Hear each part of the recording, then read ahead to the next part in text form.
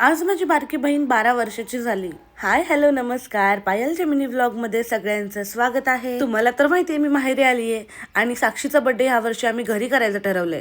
आणि हो, साक्षी 12 वर्षाची नाही तर 21 वर्षाची झाली आहे बरं का. यार, माझ्या प्रेग्नन्सीमुळे ना माझी फॅमिली माझी खूप जास्त काळजी करते आणि मला असं वाटतं खूप जास्त ओव्हर काळजी करते. कारण की आहे ना, आम्हाला बाहेर जायचं होतं पण माझ्यामुळे हा सगळा प्लॅन कॅन्सल करून आहे ना आम्हाला बर्थडे घरीच करावा लागला. मग आम्ही थोडंसं फोटोशूट करून लगेच गेलो आमच्या पार्किंगमध्ये, कारण की ही आमची नवीन बाईक आहे ना, आमची सगळ्यांची वाट बघत होती पूजा करण्यासाठी. साक्षीकडे ना ऑलरेडी एक गाडी आहे आणि ही दुसरी गाडी तरी सुद्धा आम्ही घेतली आहे.